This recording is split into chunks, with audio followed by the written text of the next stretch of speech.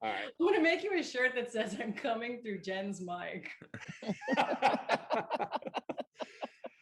Hey, Rob, we got to push the news through the hall. All right, I'm going to stop talking because it's really annoying. And I'm just going to put myself on.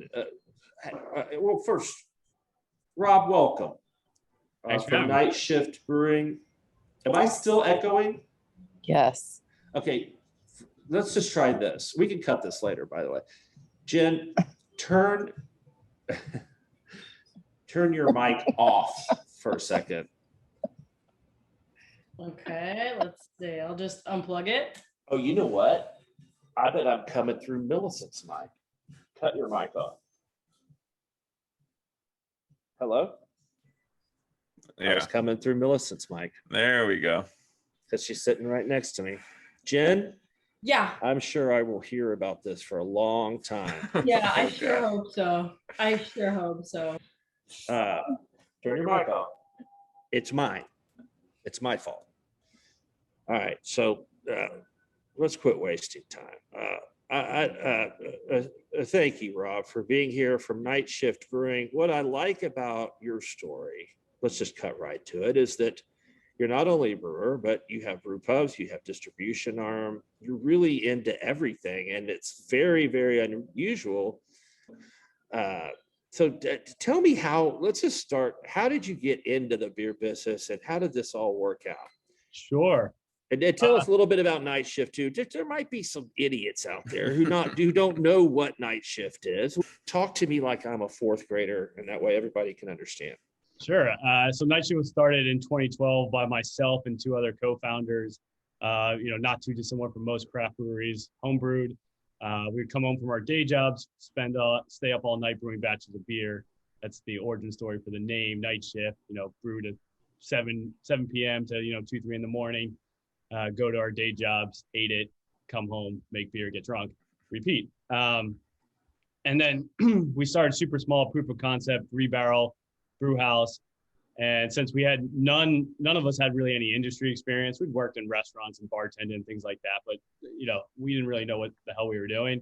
We decided that we got to try to learn from as many angles ourselves, and we might as well just distribute it ourselves. So I had a sweet Subaru Outback that became the original delivery vehicle. Just started going around the bars and trying to build momentum. And then we had two Subarus, and that was pretty amazing. We doubled capacity.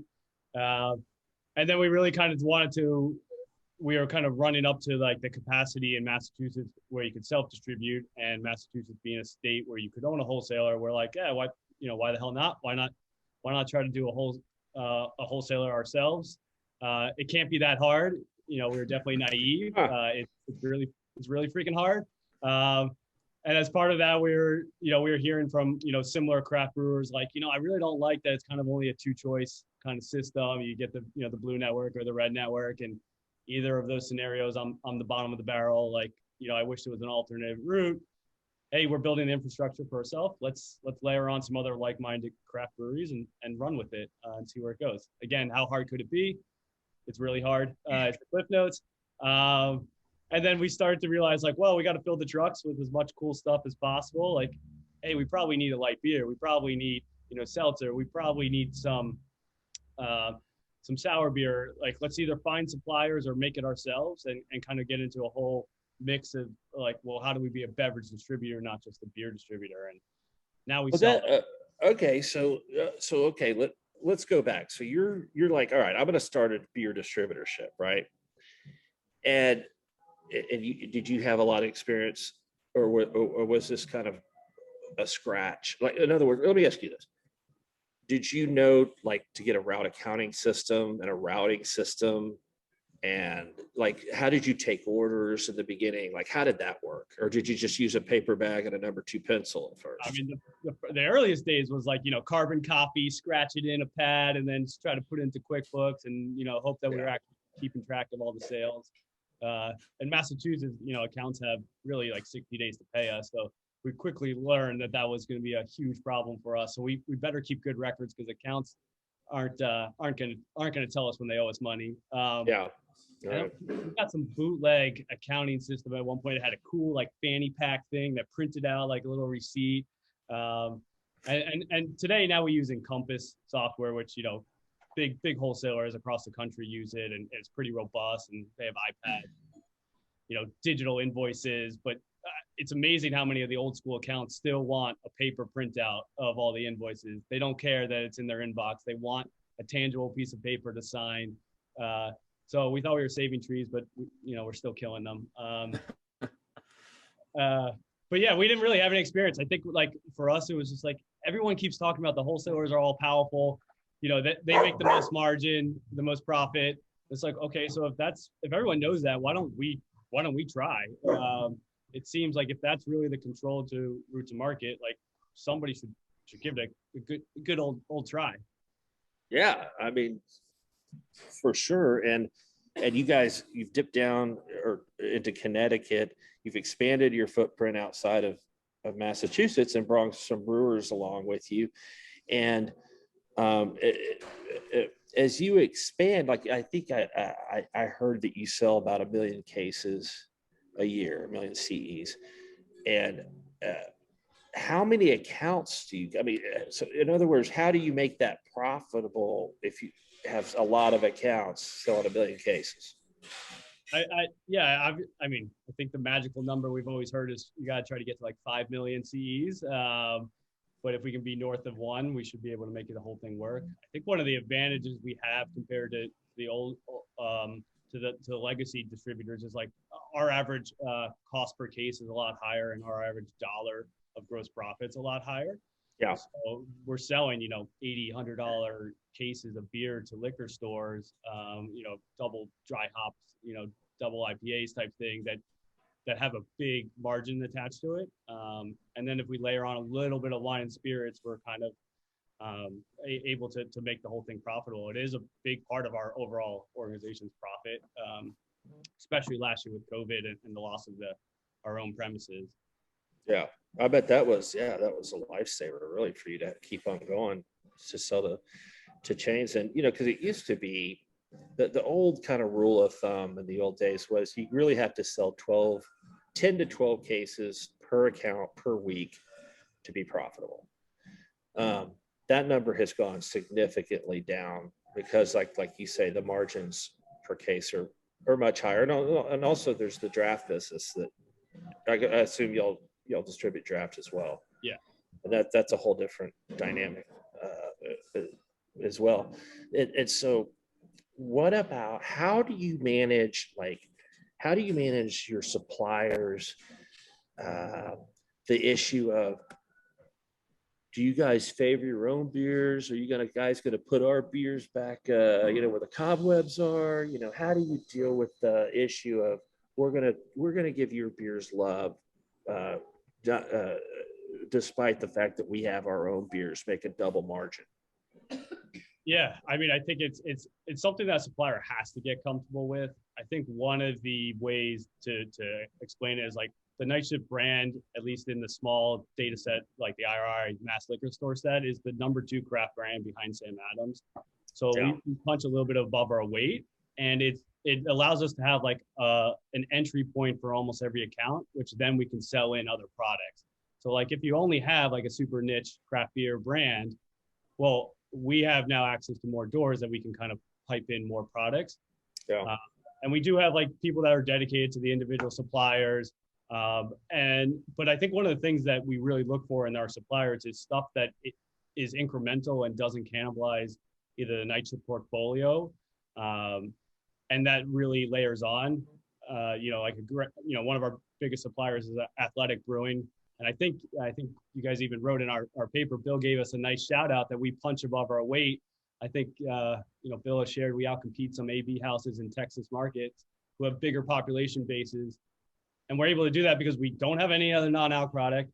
We have a small, tight book, and we have real focus on the 2,500 accounts in Massachusetts that we cover. And it does work. And I have no plans to make a non-alc beer. So like I'm putting all my eggs in that basket, and we're gonna push it as far as we can.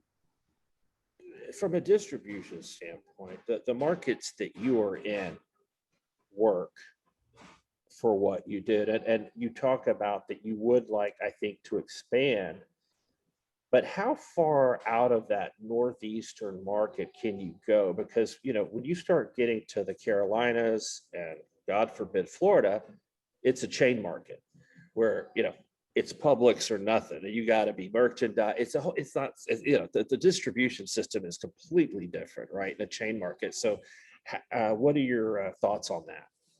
Yeah, I mean, I think there definitely is a finite reach, and I think we're fortunate that Massachusetts is a unique market in the sense that we're not really a chain state.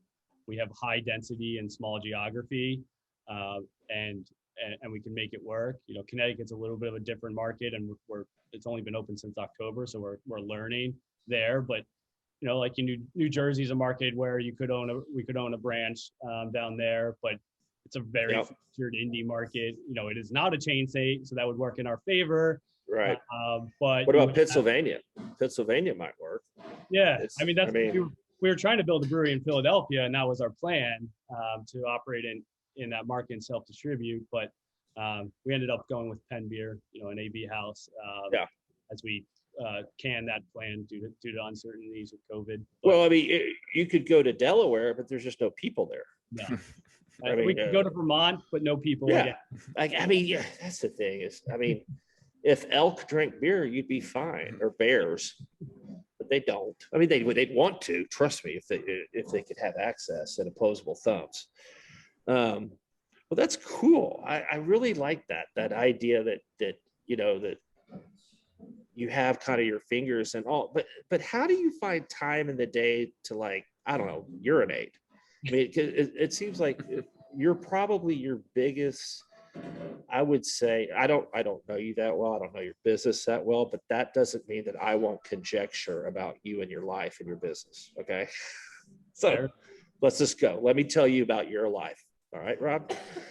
I bet that your biggest time during the day is management, people, because you have so many different types of people, because servers are way different than production people, who are way different than delivery people, and different cultures. So how do you manage that? Yeah, it's a lot. I mean, I think my day, I go from like talking about, you know, the updated pretzel recipe in the brew pub to dealing with a supplier that might be unhappy with the last quarter numbers to what new products we're brewing in 2022 for the brewery. And it's all different people with all different dynamics, all different communication styles. It sometimes gets jumbled up, and you know, I have 2 dogs, 3 kids. You know, I have my hands full. But I think it's just such a fun business to be leading, and it's so dynamic, and we get so many different viewpoints on kind of what's happening there.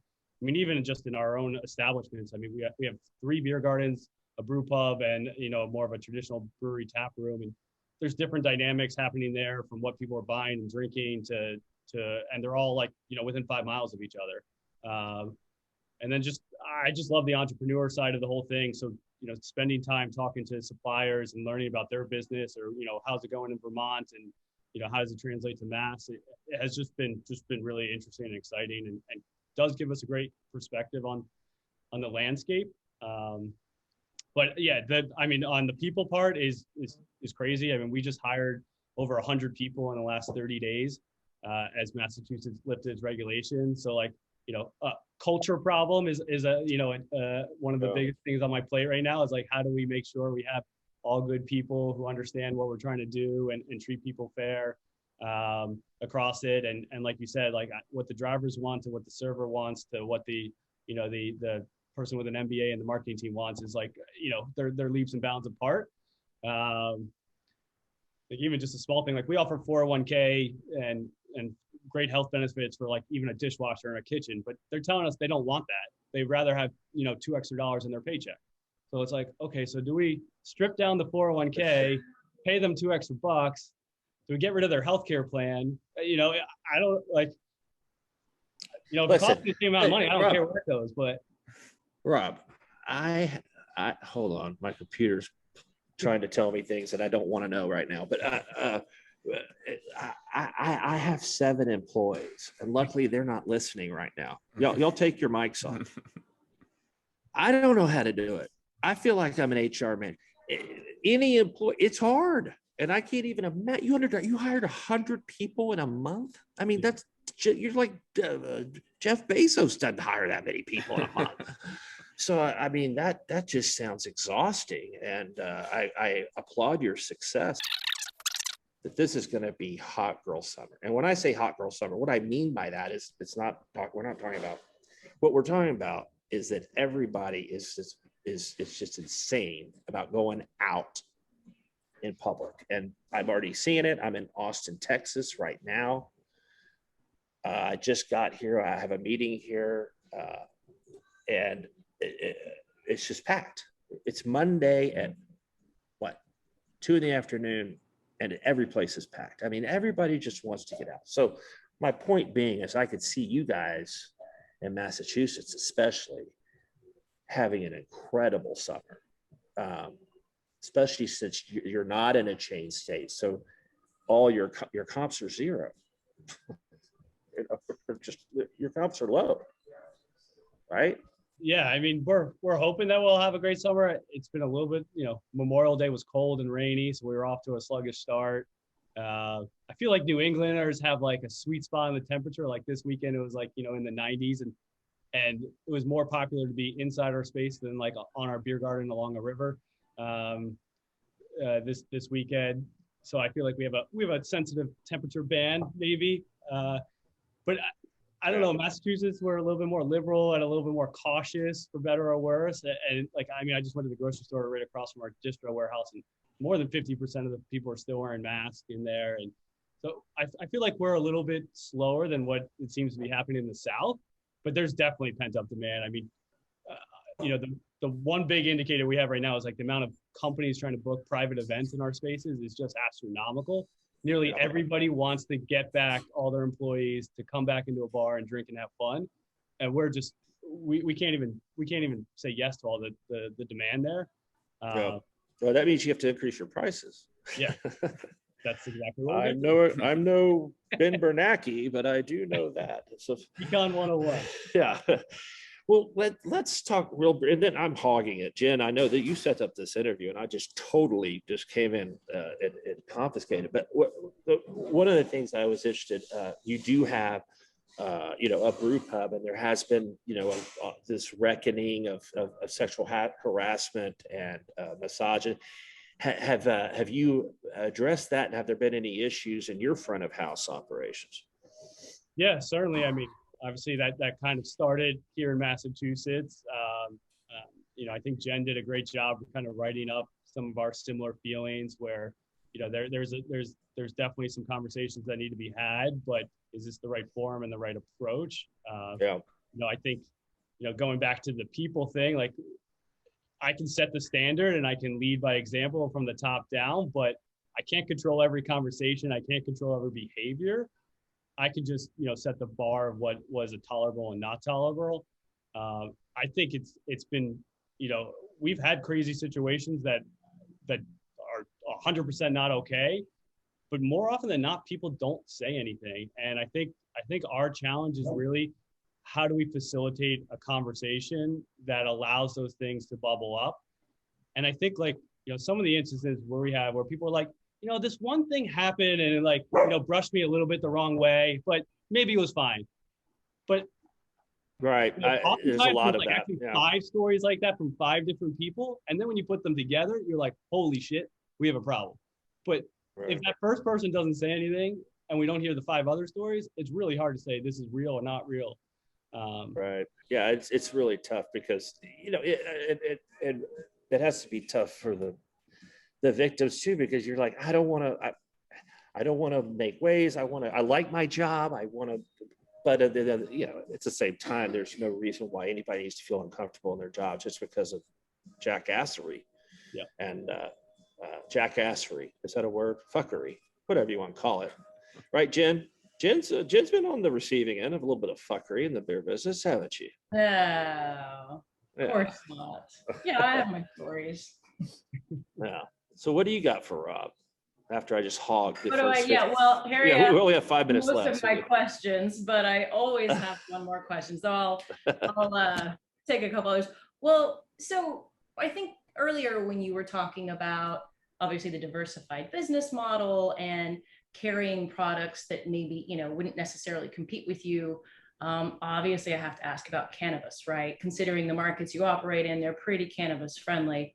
What are your thoughts on what you guys could do there?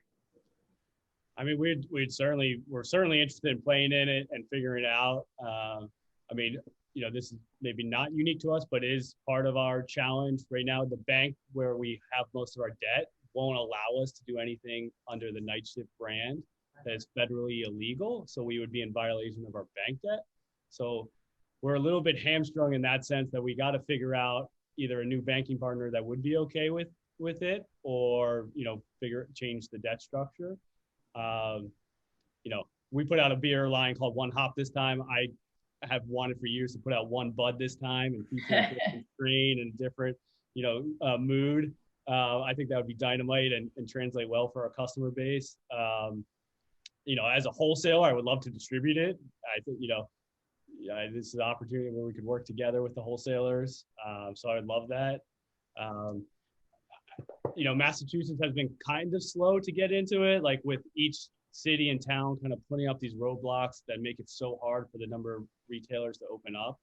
The market hasn't been as robust as many thought, but it's definitely getting there, and more are opening. I don't feel like it's impacted our business yet, but I think it's maybe a matter of time. Right. Well, when you go back to, you know, where you mentioned you would carry it as a wholesaler, right? Would you only carry cannabis beverages, or would you be open to carrying other types of things as well?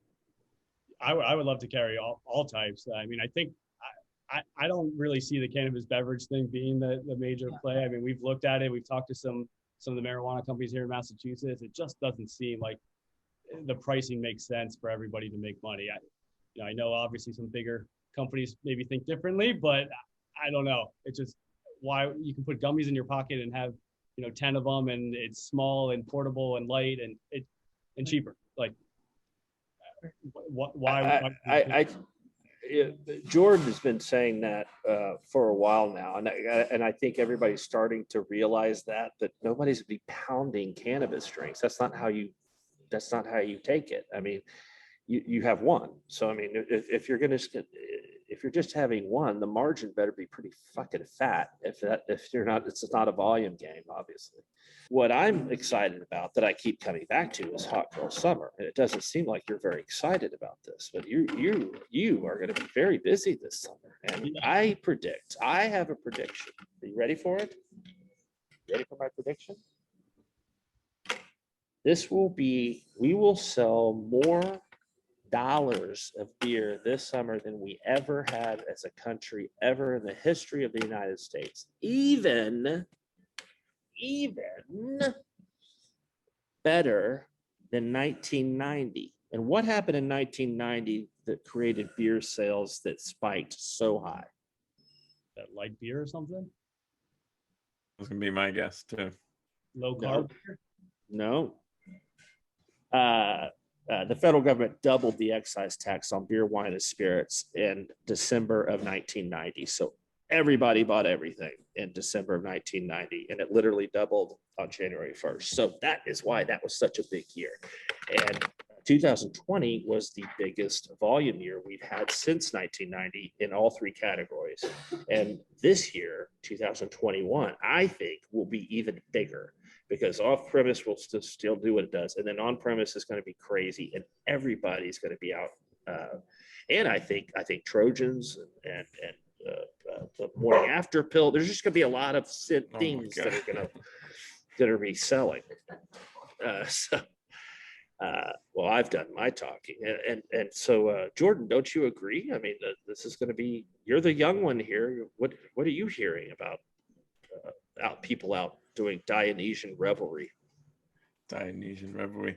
I think it is going to be a huge summer. I think it's already shaping up to be that way. Like in the spring, at least down here in Texas, everyone's been out. I think Open Table says they've had more reservations on their platform than they've ever had.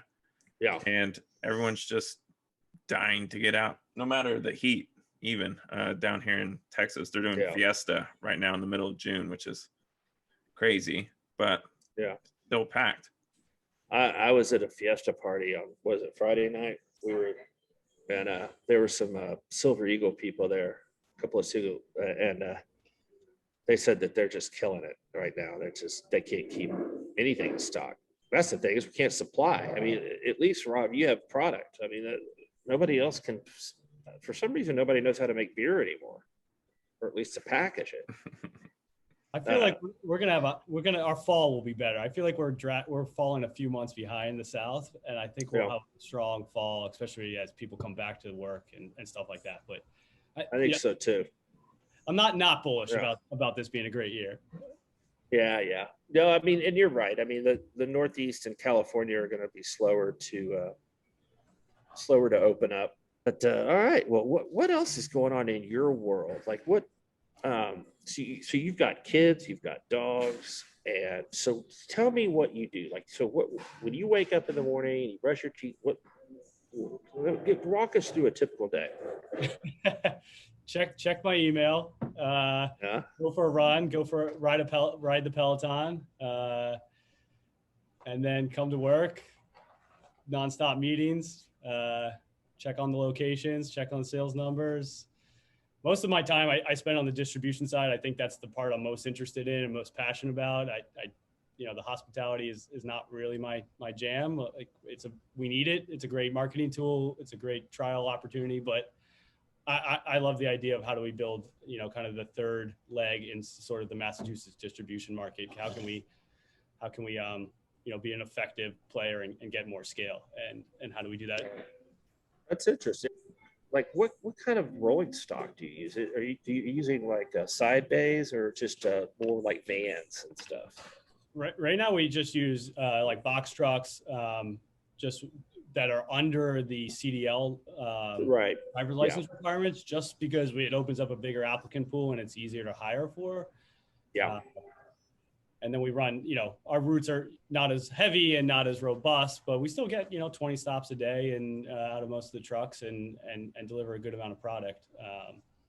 So when you load these box trucks with 20 stops a day, do you load them in reverse order so that the first stop is, and then what if they have to go out of order? You just kind of have to move the shit around with a pallet jack, right? Yeah. Then they have a shitty day and complain to the picker. And, but then that's when you wish you had a side loader. Yeah, exactly. The route accounting software helps like load the truck appropriately, but there's always some issues, and sometimes the kegs get put in slightly wrong, but it works. I mean, our biggest truck only has 8 pallet positions, so it's not like a ton of product in there. Yeah. Right. You can manage that with it. When you load, do you load the trucks at night, the night before, just like a regular, like the Encompass has, spits out the orders, and you just kind of load the trucks and then go out in the morning, or the? Yeah, we pick them at night. So, we have a 6 or so PM cutoff, a loose cutoff, and then pick them at night and then load them in the morning. And then all our trucks are refrigerated. So even on hot days like this, no one's getting warm beer, and our whole warehouse is cold as well. Oh, wow. Okay. So that's a good selling point, because cold chain. A lot of distributors don't have refrigerated trucks, obviously, at least. Cool. And what else is shaking? When are you going to come down here and have a beer with us? Actually, I'll probably be in Massachusetts before you come down here, but I'd love to buy you a beer. Yeah, come on by. I mean, if you're masked, definitely stop by. All right. I don't know. We don't have any plans to sell beer in Texas, so I don't know if I could write it off as a work trip, but you wouldn't want to sell beer here anyway. It's too crowded. Yeah.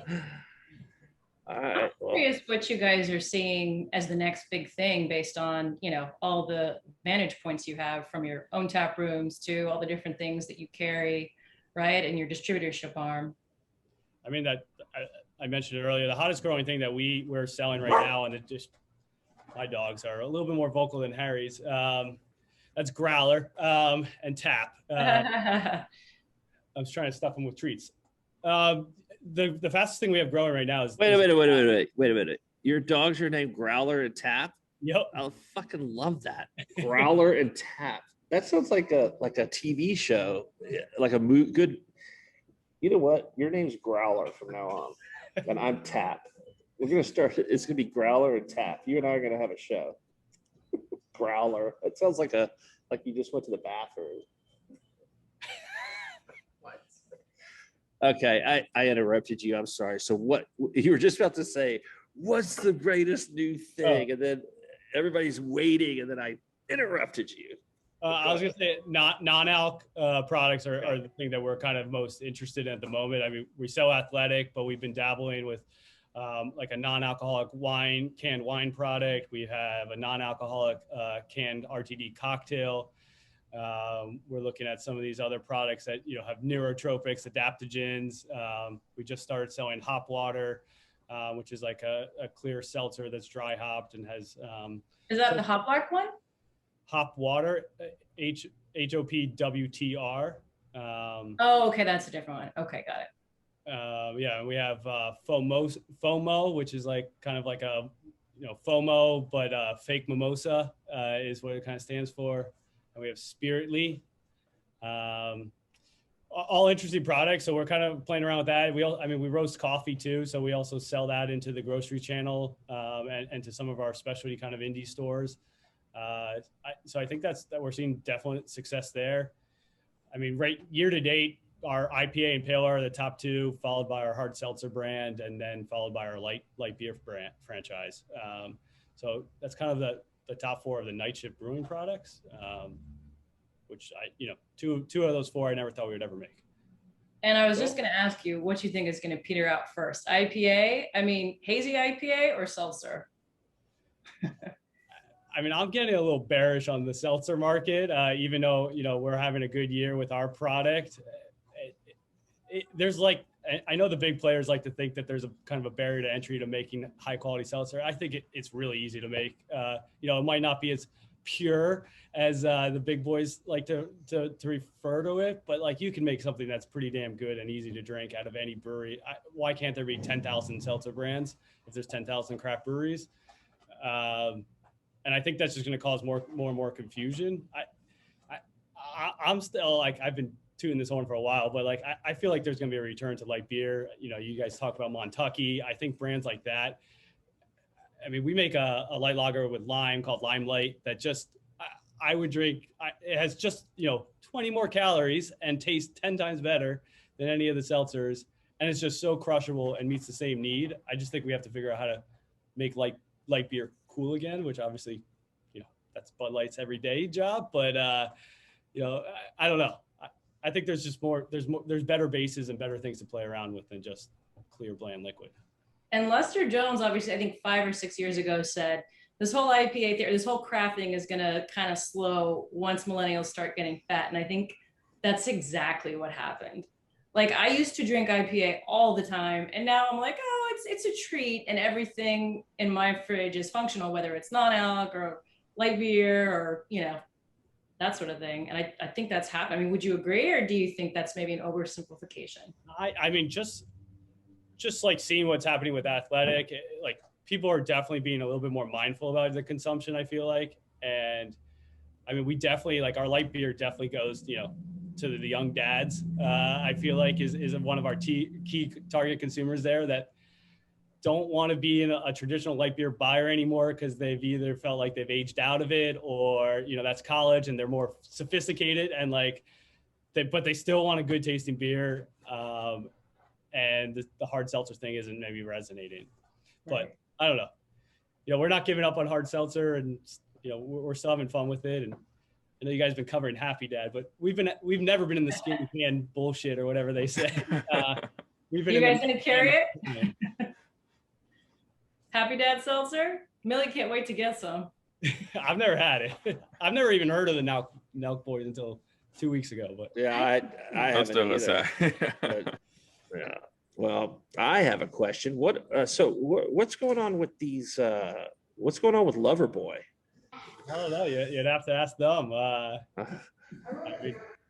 I think it's interesting that they're the ones suing us, not us suing them. Yeah. Even though they say that we're the bad guy. So we'll see. I mean, they've sued us in state court. They sued us in federal court, and they filed action against the ABCC, which, you know, they're going scorched earth to come after us from every angle, even though they're currently distributed with another wholesaler in Massachusetts, and we've let them go, just as we've always promised suppliers. We're just looking for compensation for all our hard work, and they want zero. So, hey, Rob, I have a quick question. Just jumping off of that real quick. With the new franchise law in Massachusetts, have you seen? Because y'all were the ones that kind of had the supplier-friendly contract to offer. Have you seen any other distributors kind of pose like a more, we're supplier-friendly now. Y'all can come to us and you can kind of get the same deal as you would at Night Shift or anything like that? Well, I mean, I think we're always kind of ripe to be poached from, for better or worse. Like, I think, you know, we're good at incubating the brands before they have any track record and getting them kind of moving in the market, which I would argue going from 0 to 100 is a lot harder than going, you know, from 100 to 1,000. You know, we're never going to have the same amount of PODs, the same amount of trucks, the same amount of, you know, sales reps in the market as the bigger players. So I think that's something we're always concerned about of brands leaving. I just think we have to just, you know, we're honest and transparent guys. Like, we'd rather, you know, if we're not the right fit because your brand is just on fire, then that's fine. We can part ways. We haven't seen a ton of movement in Massachusetts. I mean, Jack Savvy is kind of one of the other bigger ones that are trying to change hands. You know, a lot of brewers and distributors thought like there would be kind of a lot of movers. It doesn't seem to be that place. You know, I feel like people kick the tires and then just like, you know, the grass is always greener type thing, but is it really? And, you know, I think like any supplier that wants to move to a bigger wholesaler, like in my book, you know, you could be the top dog in the Blue Network. Are you ever going to outsell Constellation, Molson, Coors? I, you know, if you do, like good for, fucking for you. Like you don't have a problem in the world, but we're fully okay with somebody outselling Night Shift. I mean, it's been our goal to get Night Shift under 50% of our volume since day one. I think year to date we're at like 54, and that's down from 100%. So it's something that we've committed to as we try to be a distributor, not just Night Shift's distributor. You can incubate a product with the right accounts, and then when they get big enough, they want more PODs, and that's the rub, right? They want to get into every account, and you're like, well, these are the accounts you're going to do 80% of your business. But then it's like an illusion. I feel like in a lot of cases that the number of PODs at a wholesaler services versus how much your brand is ever going to get, and how many of those PODs should it ever be in, is like another question. Like, sure, you can put it into the bodega with bulletproof glass that sells malt 45, you know, a malt liquor, but I don't know how that's building your brand, other than showing on a piece of paper you got more PODs. Yeah, right. Well, good. Well, we've taken up way too much of your time, especially with all the employees you have and the 100 new ones you've hired today. You should probably get back to work and addressing their HR needs. Well, good. It was good talking to you, Rob. I hope to see you at beer event. And anything else, guys, that we have for him, or should we turn him loose and let him back to start his week? Thanks, Rob. Thank you, Rob. That's the first time I've ever seen Jen not have a follow-up to her follow-up question. That's good. We're making progress. All right, guys, take care, and thanks, Rob, and we'll publish this tomorrow. Sounds good. All right. Thanks for drinking beer, guys.